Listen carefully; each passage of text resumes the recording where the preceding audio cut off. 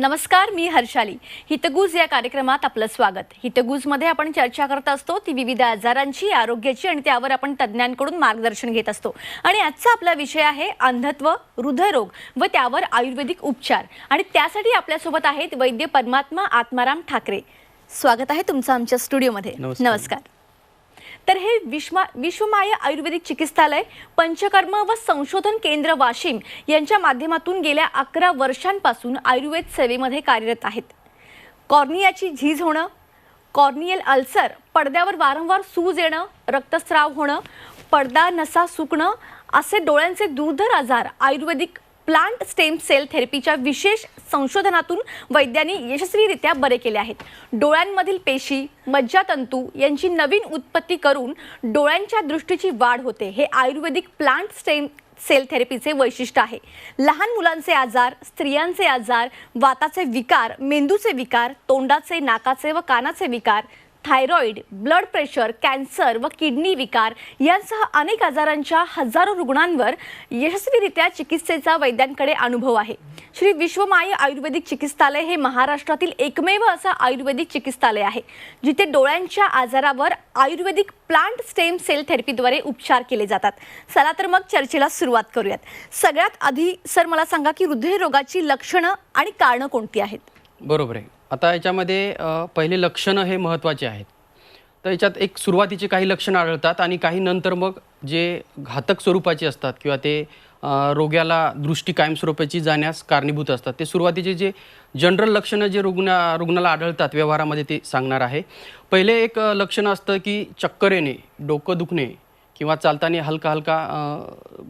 चालता वेळेस हलके एक चक्कर येऊन तोल गेल्यासारखं एक लक्षण असतं किंवा हलका घाम येणे किंवा दरदरून एक 10-20 मिनटं घाम येणे, नंतर पुन्हा शांत होणे आणि थोडंही चाललं तर दम लागणे, थोड्या शिड्या किंवा पायऱ्या जर जिना वगैरे चढला तर लगेच छाती भरून येणं आणि धाप लागणे, हे एक सुरुवातीचे लक्षणं असतात.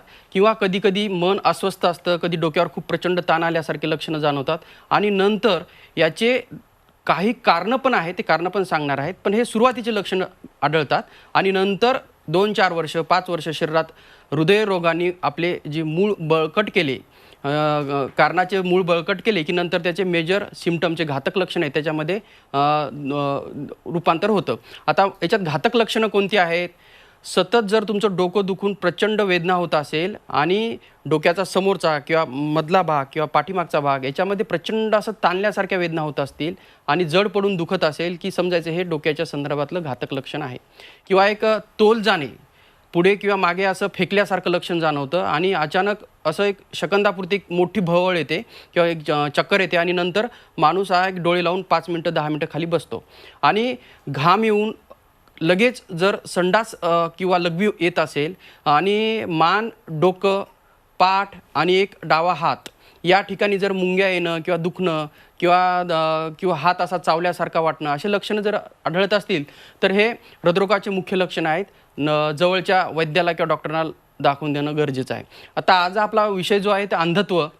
हृदरोगामुळे अंधत्व काय येतं आणि कसं येतं ते आपल्याला या आज विषयामध्ये बघायचं आहे. आणि हे आज आपल्याला याच्यात वेगवेगळे जे डोळ्याच्या संदर्भात अंधत्वाच्या संदर्भात जे कारणं येत आहेत ते पण आपल्याला पुढे सांगायचेच आहेत. नक्कीच. हृदयरोगांमुळे त्याचा इतर अवयवांवर देखील परिणाम होतो तुम्ही म्हटला, तर त्यामुळे कायमस्वरूपी अंधत्व येण्याचे देखील चान्सेस असतात, त्याबद्दल काय सांगाल? आता कसं असतं, आता याच्यात मी जे घातक स्वरूपाचे जे लक्षणं आहेत ते मी तुम्हाला आता सांगितलेत, परंतु डोळ्याचा आणि हृदरोगाचा याचा कसा संबंध आहे हे पण मुळात जाऊन बघणं गरजेचं आहे.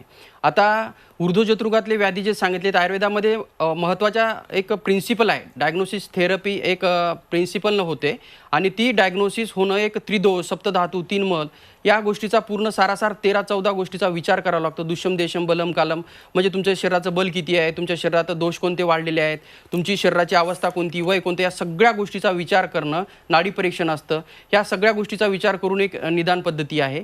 आणि अंधत्व येण्याचं कारण काय, म्हणजे हृदरोगाच्या नंतर त्रिमर्म आयुर्वेदामध्ये सांगितलेले आहेत, हृदय, बस्ती आणि शिर. हृदय हे हृदयाच्या मध्ये फुफ्फुस असतं आणि फुफ्फुस हे श्वास घेणं आणि सोडणं हे कार्य करत असतं. आणि शिर जे आहे ते डोक्याच्या संदर्भातला महत्त्वाचे जे आजार आहेत आणि ते डोक्याचा भाग जो आहे ते डोळ्याशी कनेक्ट असतो आणि डोक्याचं आणि हृदयाचं कनेक्शन हे एकच आहे. आणि हृदयाचं आणि बस्ती म्हणजे नाभीच्या असमंतातले आजार. नाभी म्हणजे मोठं आतडं, छोटं आतडं किंवा लघवी जिथं साठते किंवा मलाशय जिथं आहे, जिथं पचनक्रिया होते, याच्या सर्व आजाराचा विचार हा नाभीच्या असमंतातल्या आजाराचा विचार करून नंतर डोळ्यावर, मेंदूवर, हृदयावर याचा परिणाम होऊन नंतर रुग्णाला डोळ्याकडे हे लक्षणं अंधत्वाकडे घेऊन जाणारे असतात. आता मेंदूचं आणि हृदयाचं जर बल चांगलं राहिलं तर डोळ्याचं विजनही चांगलं राहतं. मी नेहमी सांगत असतो की डोळ्याच्या संदर्भातले एक 2-4च मेजर आजार आहेत, पण ते फार घातक आहेत. कायमस्वरूपी रुग्णाला अंधत्व करण्यासाठी ती बाधक राहतात. ते आपण पुढे बघूच. आता एक अशीच रुग्णानं प्रतिक्रिया दिलेली आहे. आपल्याकडे एक रुग्ण आले होते. आई एक साधारण 85-80 वर्षाची आजी असेल आणि त्यांना BP 220, 180, 90 अशी 4-5 वर्षापासून सतत चालू आहे. त्याच्यासोबत त्यांना शुगरसुद्धा होती. या 2 कारणामुळे त्यांच्या पडद्यावर, रक्तवाहिन्यावर सूज आली. सूज आल्याच्या नंतर त्यांना तिथे ब्लड लीकसुद्धा झालं आणि डॉक्टरांकडे गेल्याच्या नंतर त्या डॉक्टरांना सांगितलं की यांना इंजेक्शनसुद्धा द्यावं लागतील. बऱ्याच रुग्णांनी त्यांना म्हणजे बऱ्याच रुग्णाची अशी ही कंडिशन आहे की ज्यांना इंजेक्शन हे डॉक्टर सजेस्ट करतात, परंतु त्याचं मूळ कारण कोणतं आहे, त्या रेटिनामध्ये कशा स्वरूपाची सूज आहे, कोणतं कारण आहेत, हे आयुर्वेद फार मुळात जाऊन काम करतं, विचार करतं आणि त्याचा नंतर चिकित्सेमध्ये कसा परतभाव होईल हे सांगतात. अशीच एक रुग्णांनी प्रतिक्रिया दिलेली आहे. त्यांनी इंजेक्शन घेऊनही त्यांना दृष्टी सुधारली नव्हती, परंतु या वयातही आयुर्वेदाच्या प्लांट स्टेम सेल थेरपीनं सुंदर दृष्टी सुधारली. ही त्या रुग्णांनी दिलेली प्रतिक्रिया आपण बघू. नमस्कार, माझं नाव राहुल रायबागकर. माझ्या आईचं नाव इंदुमती रायबागकर. माझ्या आईला साधारणतः 1.5 ते 2 वर्षापूर्वी डोळ्याचा त्रास सुरू झाला. मग आम्ही डोळ्याच्या डॉक्टरकडे गेलो आणि त्यांनी सांगितलं की बा हे मोतीबिंदू वगैरे काही नाही, हे मोठा प्रॉब्लेम आहे, त्यामुळे तुम्ही मोठ्या दवाखान्यात जा. मग आम्ही जालन्याला गेलो, तिथे ट्रीटमेंट केली, पण काही फरक पडला नाही. नंतर बुलढाण्याला गेलो. बुलढाण्याच्या डॉक्टरांनी सांगितलं की रेटिनाचा प्रॉब्लेम आहे, रेटिनाचे तुम्हाला इंजेक्शन घ्यावं लागतील. मग आम्ही 3 इंजेक्शन घेतले. दर महिन्याला 8,000चं एक इंजेक्शन होतं. असे पूर्ण इंजेक्शन घेतले, पण डोळ्यातून रक्त पण आलं तेव्हा, पण तरी 4थ्या महिन्यात काहीही फरक पडला नाही. प्रत्येक वेळेस एक्सरे काढला तरी त्यांनी सांगितले की काहीच फरक पडून राहिला नाही. मग आम्ही खूप त्रस्त झालो आणि शेवटी आम्हाला TV पाहताना TV प्रोग्रामवर ठाकरे सरांचं नाव दिसलं आणि त्यांची ट्रीटमेंटबद्दल माहिती दिसली. मग आम्ही त्यांना कॉल केला आणि त्यांच्याकडे गेलो आणि त्यांच्याकडे ट्रीटमेंट चालू केली. आणि ट्रीटमेंट चालू केल्यानंतर 15 दिवसात माझ्या आईला फरक जाणवला दिसण्यामध्ये. त्यामुळे मग आम्ही पुढची ट्रीटमेंट पण सुरू केलेली आहे. आता हे जे रुग्ण आहेत तर या रुग्णाला सगळ्यात महत्त्वाचा प्रश्न जो होता, या वयातही जर तुमचं शरीराचं बल चांगलं असेल, ताकद चांगली असेल आणि तुम्हाला अन्य आजार आहेत, BP शुगर आहे, परंतु तुमच्या शरीराचं बल चांगलं असेल तर रक्तवाहिन्या ह्या हृदरोगाच्या असू द्या की मेंदूच्या असू द्या की डोळ्याच्या असू द्या की सर्व शरीराच्या रक्तवाहिन्या असू द्या, ह्या सुदृढ राहणं आणि ठेवणं हे गरजेचं आहे. तर यांची जी दृष्टी आणि रक्तवाहिनी, रेटिना आणि रक्तवाहिन्या याची ताकद खूप चांगली असल्यामुळे हे रुग्ण खूप बाहेर लवकर येऊ शकले. आता 1.5 ते 2 महिन्यामध्ये या रुग्णाला 70 ते 80% दृष्टी आपण आयुर्वेदिक प्लांट स्टेम सेल थेरपीनं देऊ शकलो. किंवा याच्यामध्ये काही पंचक्रमाचा भाग आहे, काही शिरोधाराचा भाग आहे, काही रक्तमोक्षणाचा पार्ट आहे. अशी बरीच आता आजाराची जी ट्रीटमेंट आहे ती आपल्याला पुढे बघायचीच आहे. तर हृदयरोगामुळे डोळ्याचे नेमके कोणते आजार उद्भवतात त्याबद्दल काय सांगाल? डोळ्याचे आजार जे आहेत, हृदरोगाचं जे महत्त्वाचे जे कारण आहेत, जे हृदरोग झाल्याच्या नंतर किंवा एखादा ब्रेन स्ट्रोक झाला किंवा BP वाढून डोळ्याची रक्तवाहिनीवर प्रेशर आलं तर याचे वेगवेगळे बरेच कारण आहेत. परंतु जे डोळ्याच्या संदर्भात एक 5-7 आजार जे आहेत, रेटिनाच्या संदर्भात, कॉर्नियाच्या संदर्भात किंवा ऑप्टिक नर्वच्या संदर्भात, ते आपण आज बघूया. आता सगळ्यात जर डोळ्याची रचना जर बघितली तर कॉर्निया हा बाहेरच्या साईडला पार्ट असतो, त्याला काळं बुबुळ म्हणतात. मधला हा जो पार्ट आहे तो रेटिना असतो. त्याच्या पाठीमागे एक रक्तवाहिनी असते, त्याला ऑप्टिक नर्व्स म्हणता येईल. आणि ती जी ऑप्टिक नर्व्स आहे ते ब्रेनकडे घेऊन जात असतं. तर हे एक डोळ्याचं एक स्ट्रक्चर आहे. पण या स्ट्रक्चरमध्ये काय होतं, या BPमुळे सगळ्यात महत्त्वाचा जो लोड असतो तो रक्तवाहिन्यावर आणि मेंदूच्या रक्तवाहिन्या आणि डोळ्याच्या रक्तवाहिन्यावर आणि पडद्यावर असतो. तर रक्तवाहिन्या का असतं? कारण की जे त्रिमर्म आहे त्या रक्ताच्या आश्रित आहे. रक्तजीविती स्थिती सूत्र आयुर्वेदानं सांगून ठेवलंय.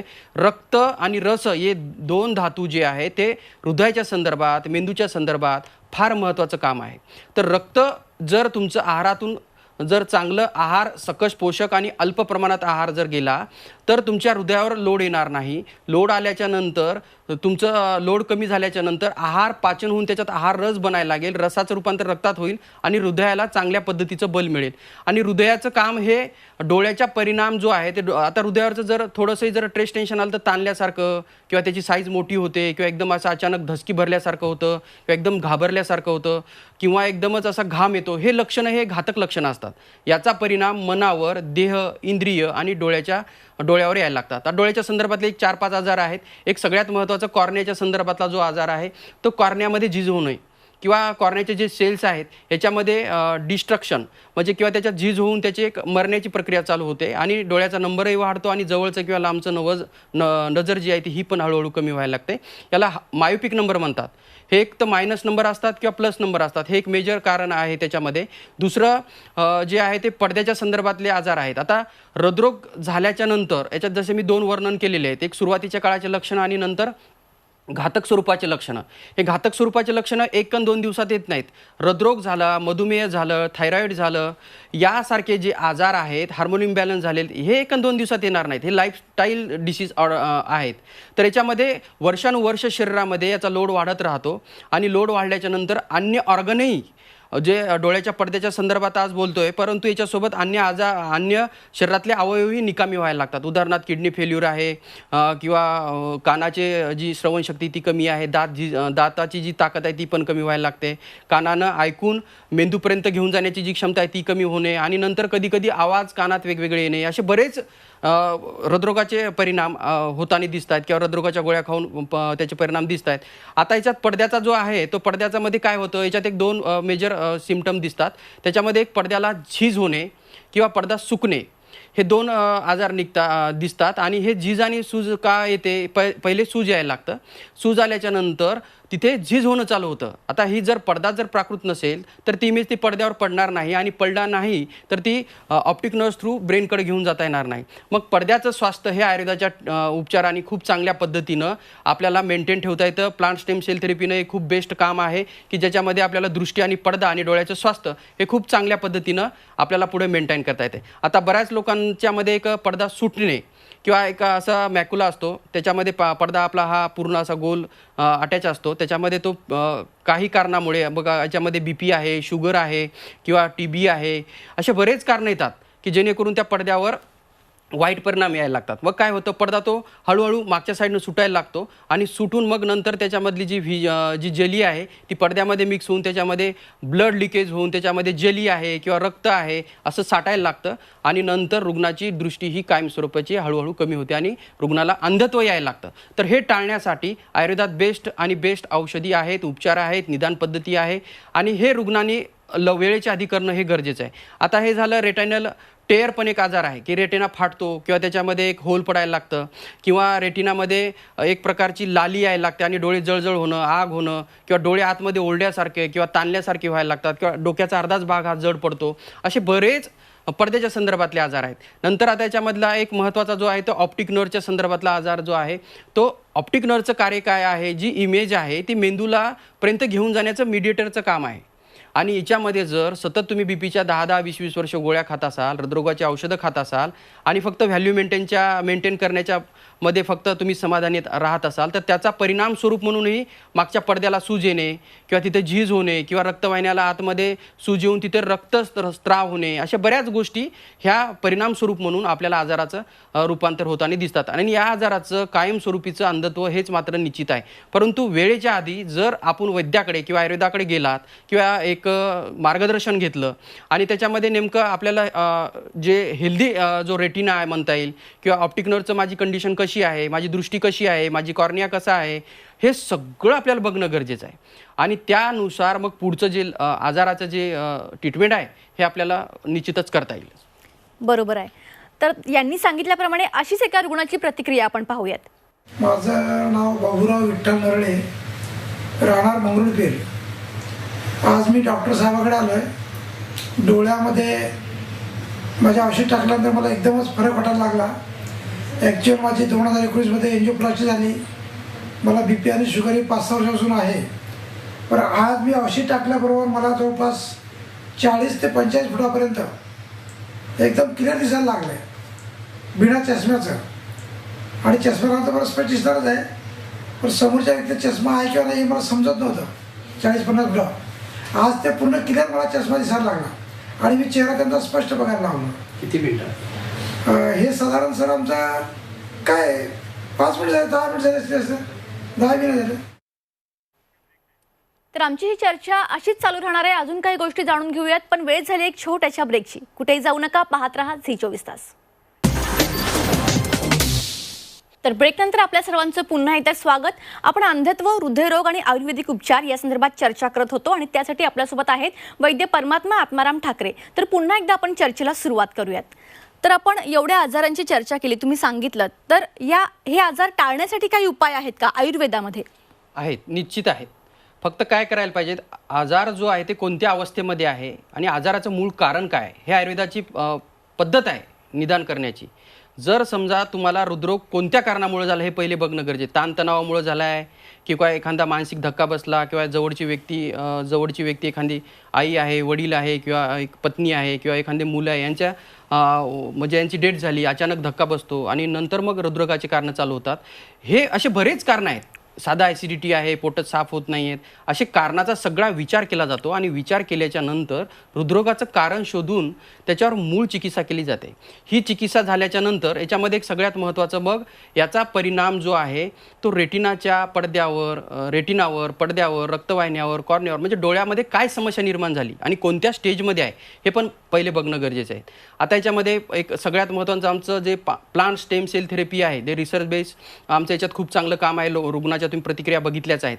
ज्या रुग्णाला कुठेही उपचार नाही आहेत, परंतु ते आमचं एक आशेचं किरण आणि एक सुंदर पद्धतीचे रिझल्ट आम्हाला त्याच्यामध्ये दिसलेले आहेत. फक्त रुग्णांनी प्रथम वेळेच्या आधी आणि लवकरात लवकर येणं गरजेचं आहे आणि त्या पद्धतीने पुढची जी ट्रीटमेंट ही 2 पद्धतीची असते. एक पद्धतीची जी ट्रीटमेंट आहे ते पोटातनं औषध देणे आणि दुसरी जी ट्रीटमेंटचा पार्ट येतो तो म्हणजे पंचकर्माचा भाग.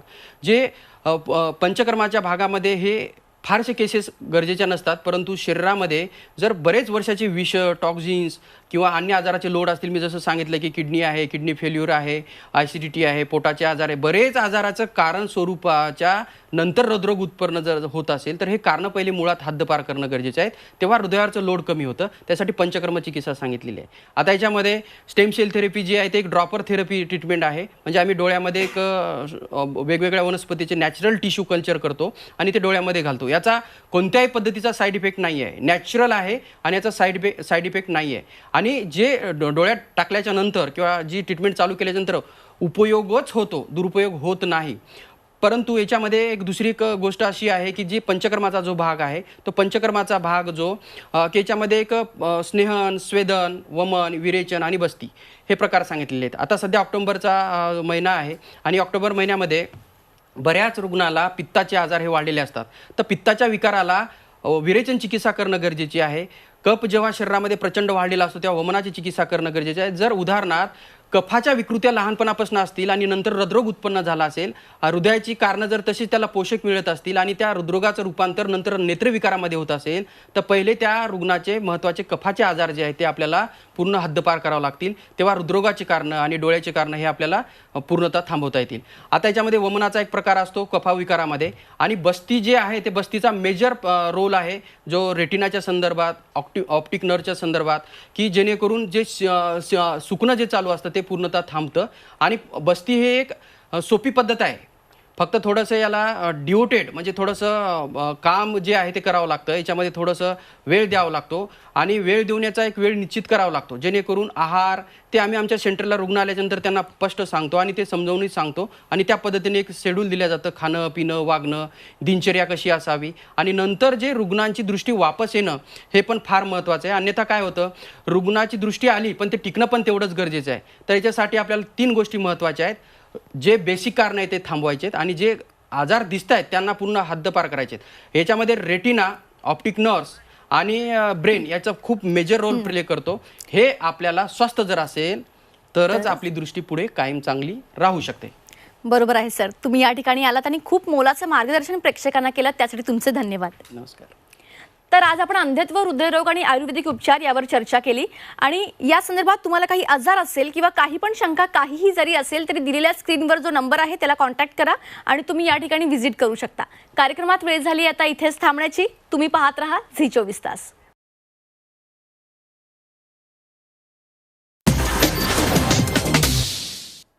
छत्रपतींचा विचार म्हणजे